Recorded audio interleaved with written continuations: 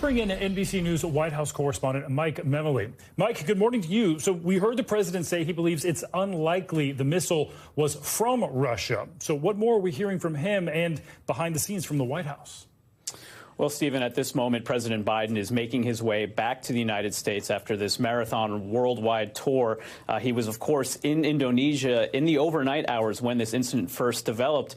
And it's really striking the fact that the president was surrounded by some of our closest allies at this incredibly fragile, sensitive moment, perhaps the most really perilous moment during this 9-month invasion of Ukraine. So what the president was able to do was immediately convene in person with some of those G7 allies. He also had one-on-one meetings with the British Prime Minister, the new Italian Prime Minister as well. And it really was striking. The first indication that we had that this may have been unintentional, perhaps an errant strike, was from the president himself when he made those comments in the overnight hours. And really, this was a summit, the G20 summit in Bali, in which the White House wanted to stress that the United States was once again at the table leading our coalition, leading our allies at a time when one of those 20 nations, Russia's Vladimir Putin, was not in attendance. So much of the agenda was about how to respond to the continued fallout of Russia's invasion, and the White House is really touting the fact that the president was able to use this moment to really once again showcase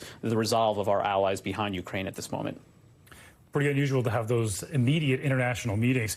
So, Mike, how is the president handling this response when it comes to the relationship that we have with Poland and our other NATO allies?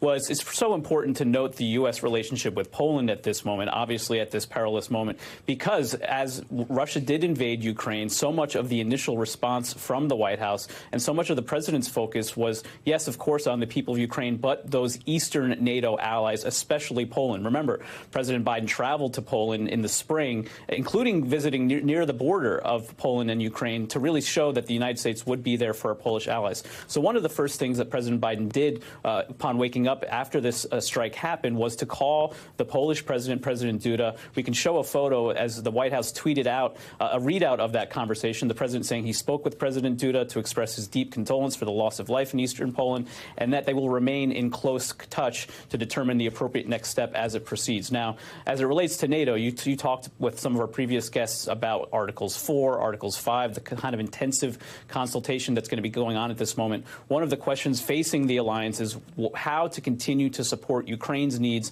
and if this was an errant situation having to do with Ukraine's missile defenses, what possible steps could be taken moving forward to shore up those defenses to avoid this kind of unintentional escalation potentially in the future. All right, important questions. Mike Memoli, thank you. Thanks for watching our YouTube channel. Follow today's top stories and breaking news by downloading the NBC News app.